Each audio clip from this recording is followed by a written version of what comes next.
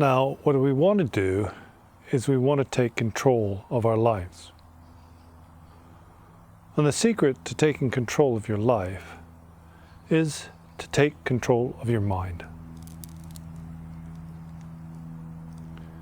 And if you want to know how you can take control of your mind, then the secret to taking control of your mind is through meditation.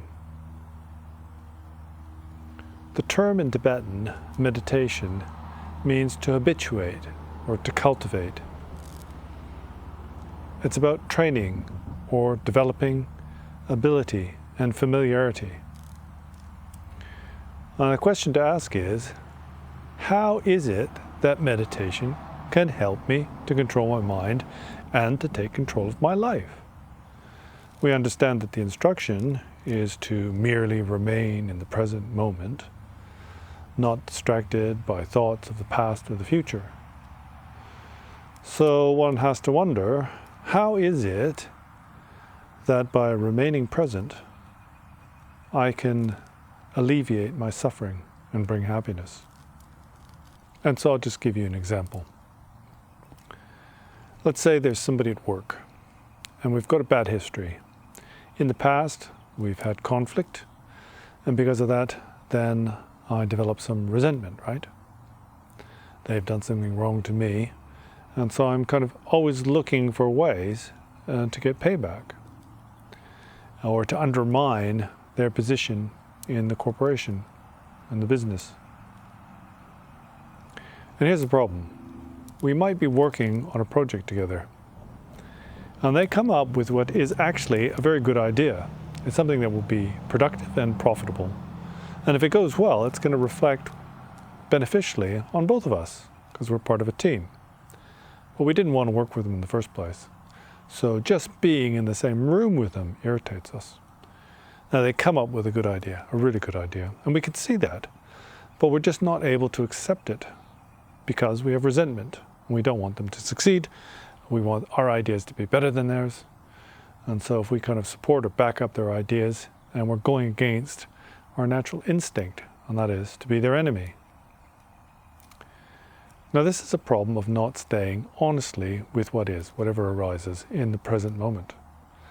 What we're doing is we're bringing all of our extra baggage, our history. It's the story we've told ourselves about this relationship between me and them. And so by coming into conflict with them, what we do is we kind of scupper our own boat. We shoot ourselves in the foot. We're booby-trapping our own chances of success. So the project will never succeed. Not only that, then our boss notices that there's animosity and that we're not working well together. And in the end, we could get the blame for that. And of course, if we just dealt with the situation for what it was, then we would recognize that in fact they've come up with a very good idea. And even if we were wrapped up in self-concerns, then following their idea is something that would be beneficial to us. So what we do is we sabotage ourselves because we just can't let go. We can't let go of the past, and also we can't let go of our hopes and fears for the future. Our hope is that they're going to fail. Our fear is that they're going to succeed or they're going to get one up on us. And so what we do is we work in an irrational manner. And in doing this, we only harm ourselves. I mean, even something simple like going to the shop to buy a package of cigarettes. So we're in a rush, we're going to work, we want to buy a packet of cigarettes, and we approach the till, and then somebody cuts in front of us, right?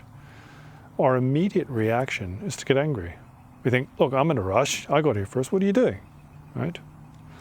Now, realistically, them cutting in front of us is going to maybe make us 15 seconds later.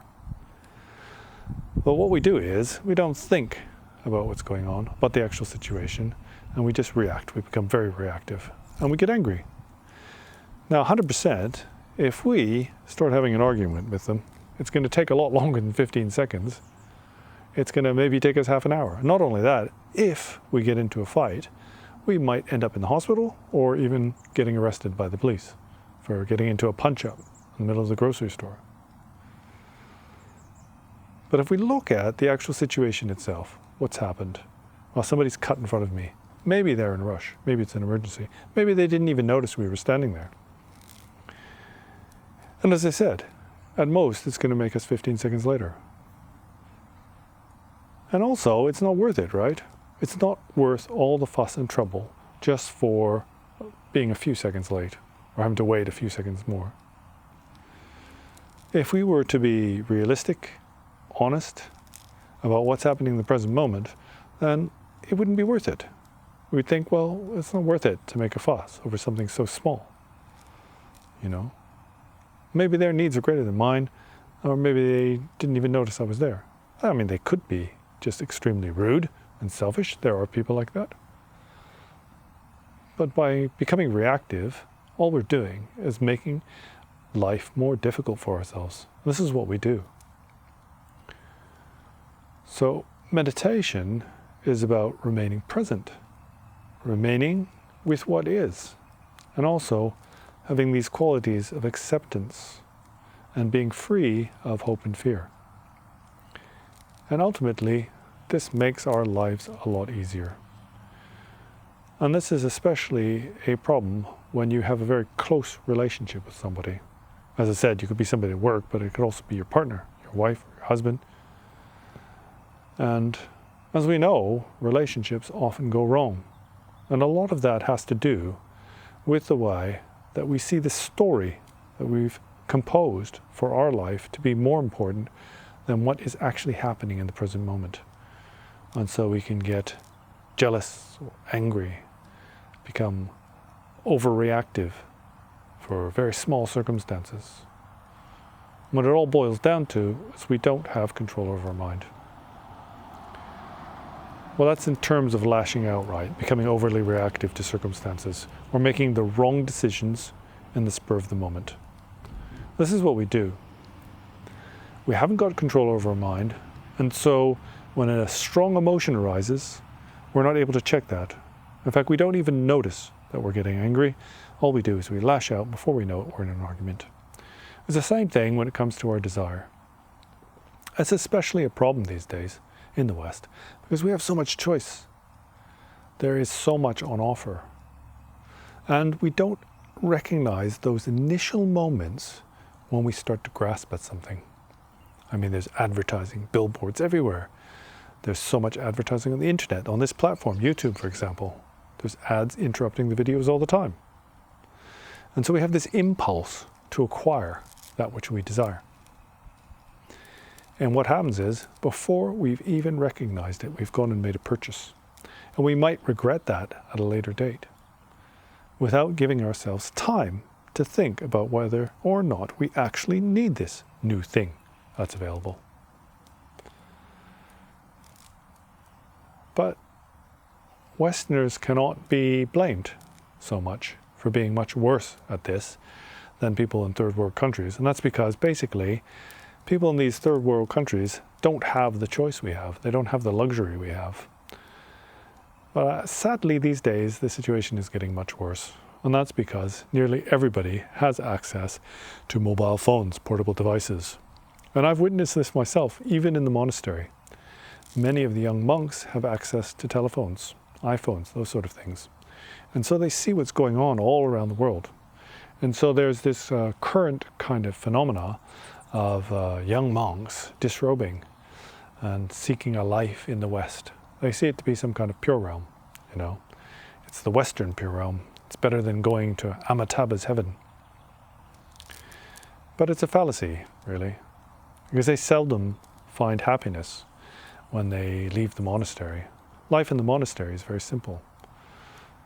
Well, this is part of the reason why the Buddha established monastic communities, or you could say communities of spiritual practitioners, and stipulated this sort of life that they should live, a life of simplicity, with meager clothing, shelter, and food. Now, to some extent, we sort of feel like, well, why should we do that to ourselves? Why should we restrict ourselves in this way? But the purpose for this is to reduce the causes and conditions for us to give rise to our negative emotions. And it's because these negative emotions are the source of all our problem. And then one has to ask, well, where do these negative emotions come from? Well, if you believe what the Buddha taught, then the negative mind poisons arise out of what is called fundamental ignorance. And if you ask, well, what is fundamental ignorance?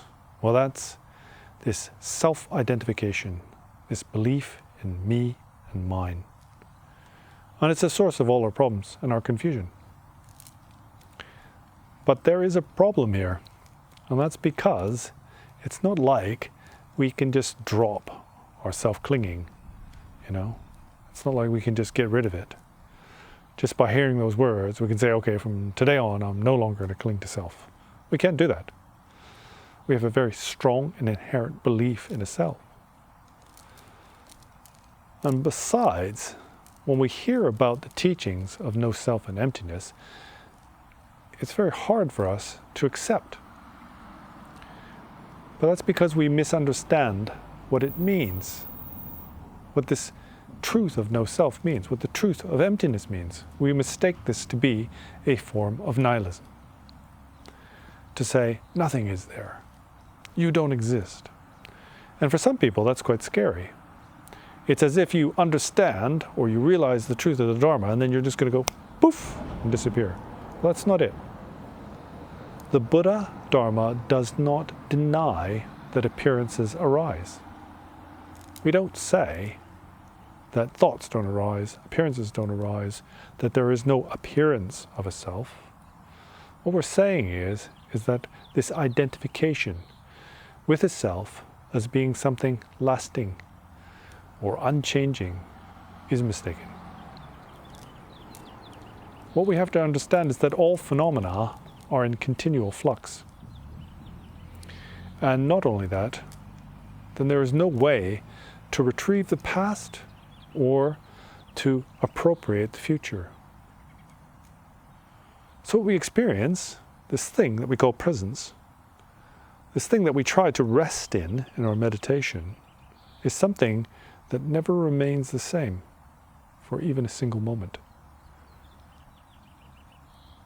And if that's the case, then logically, one has to ask, then what is the point in clinging to an unchanging self, a permanent identity, Chuga, me, you?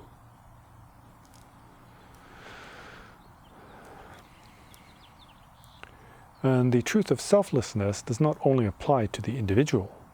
It's not just about sentient beings, human beings. It applies to phenomena. The mountains, the oceans, the sky itself never remains the same and will not last. Even our sun and our galaxy at some point will cease to exist. And up until the point where it ceases to exist, it will continually remain in flux, in a state of change. Now, what we cling to is not the experience or the appearance of reality. What we cling to is the notion of this continuum that is somehow unchanging, like the self, like me, Chuga. And this is where we go wrong. Relationships change, people change, jobs change, your own status, well-being, health. These things are not static, and they're not reliable. Today I might be rich, but tomorrow I could be a pauper. Now I'm healthy, relatively healthy, but in the future I could become mortally sick. And so what it's saying is that there's no point in clinging to notions of identity or permanence, because ultimately they cause us to suffer. If we can approach every experience just like a new dawn, a new day, a new life, then there would be no reason, no logical reason, to cling to what we once had, or to cling to what we may in the future acquire. So as you can see here, meditation is nothing other then learning to take control of your life and to deal with in a direct and honest manner to the circumstances that arise to you. And dealing honestly with life and the circumstances that arise, then you are in a much better position to work in an effective way, to bring about benefit for self and other.